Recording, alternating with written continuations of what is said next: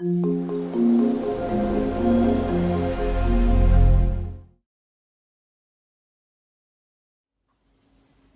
and welcome.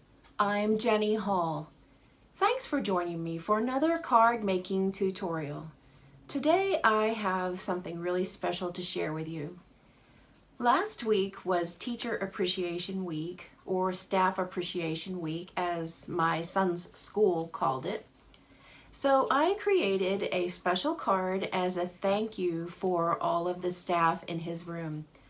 My youngest son, Nathaniel, goes to a school that is just for special needs children. Depending on what their need is where they're placed in the school. And his classroom has about maybe 7 kids. Yeah, I think it's 7. And the staff is just absolutely wonderful. So my husband and I put together a goodie basket with some yummy things to eat, and we took over a handmade card and thanked them all personally for everything they do for our son. So I would like to share the card that I created and shared with the teachers. I have a new set of dies from Altenew that are out of this world. I could not wait to get a hold of these dies. My children bought them for me for Easter. And yes, I know I say that a lot, that my children bought me something for Christmas or my birthday, but they really don't know at the ages and at the developmental age that they don't know what to get for mommy. So when mommy puts things on a list, it's easy for them to buy. And this was on my list for an Easter basket, is the Rose Flurries 3D die set from Altenew. I know there's a glare, but we'll get a better look at this. So basically what happens is you use these dies, and there is a phenomenal amount of dies here. I don't know exactly how many, but it's really, there's a lot of dies. And the first thing I found with this set was that it was a little bit overwhelming, but there were so many dies that I needed to have some order and know exactly what dies go together. So what I like about Altenew is that with their layering stamps and their layering dies, they give us a roadmap, a guide, and they'll actually show you how to build up a particular flower. So what I did was I took all of the dies and I divided them up by what they make, and I have all of these little packages of dies that go together. This goes together and this goes together. They're not to be used together, but they're to be used separately. I hope that makes sense. So what this is a layering system of die cuts that build up a dimensional flower or a dimensional greenery. And I hope that you're gonna like it as much as I do, because I really, really think it's gorgeous and easy. Now I can just take these dies, any set of them, make a whole bunch of die cuts out of colored cardstock, or I can color some white cardstock with some Copic markers, and I can build up a flower. Zero stamping, which means that I can take this on the go. And with my little glue, I can put these together while I'm sitting in a waiting room, while I'm anywhere doing anything. I can take this to go because I don't have to have a lot of surface space in order to make this happen. This was one of the main reasons that I was attracted to this die set. I just love it. So let's get into the project and see what you think about it. I'd love to hear your feedback too. Let's check it out.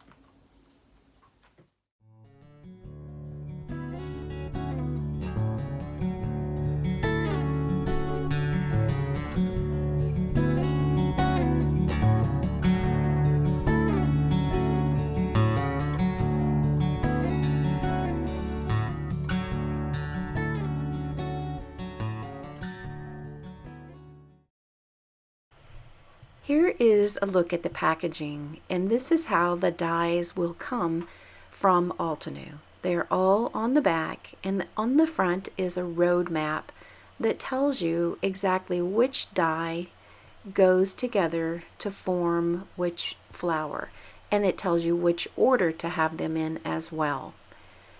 I felt like I needed to get a good grasp at how these dyes work together, and so I wanted to divide everything up and place them in their own packaging individual envelopes. That way it will be much easier for me to understand and keep it all straight. There is 3 or 4 different flowers and several different pieces of greenery.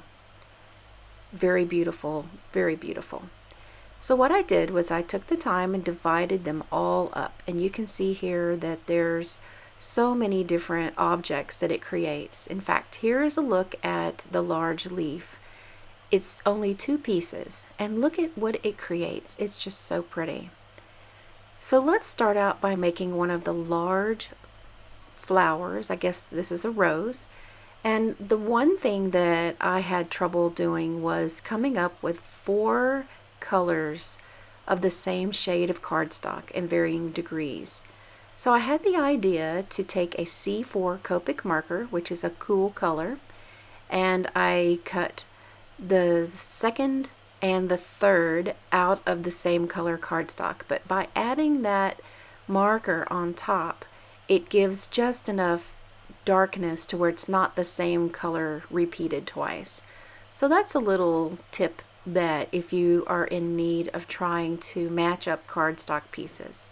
Of course, you can always cut these from watercolor paper and watercolor some panels and get your own custom colors, but I find using colored cardstock, I've got a lot of scraps of colored cardstock and I can use these dies to accomplish a lot of die cuts.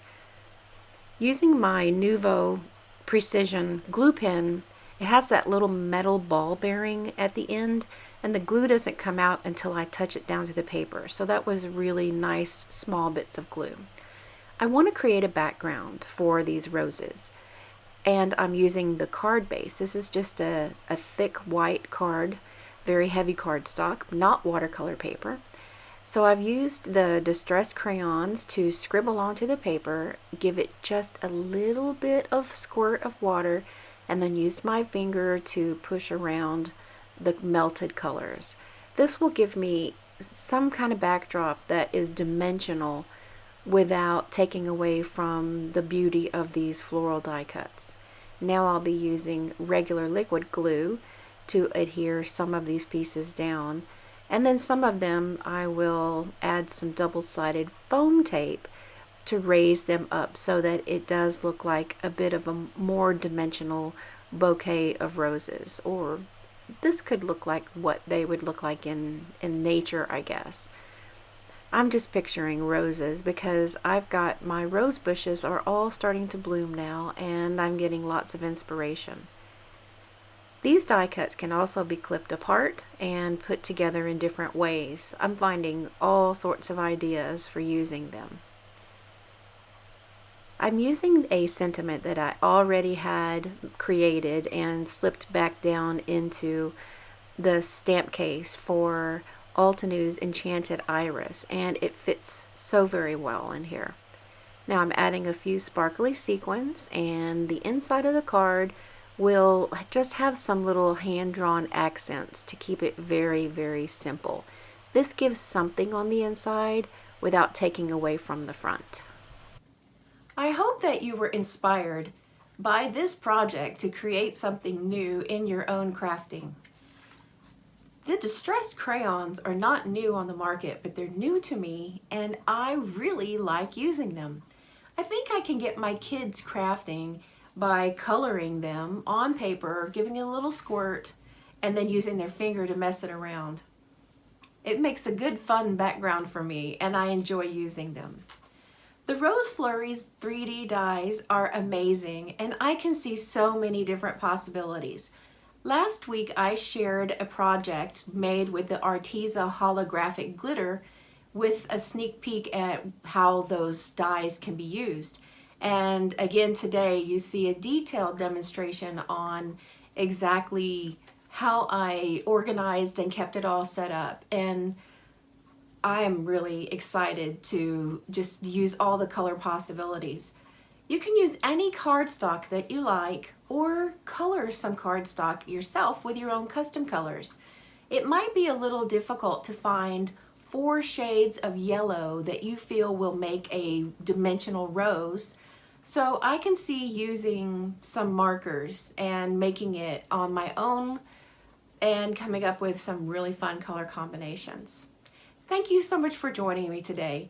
Don't forget to go over to my blog at jennyhalldesign.com and download the free PDF for this project. You can craft along and get the instructions written and watch it as you go. All of the products are located down in the video description, and you can click on them and that will be a link to get more information about the products. Thank you so much for joining me today. If you have not yet subscribed to my channel, I would really appreciate a click and ring that little bell to get notified every time I have a new video upload. Thanks again, and I'll see you next time. Bye! Thanks for watching the video. Have a good day!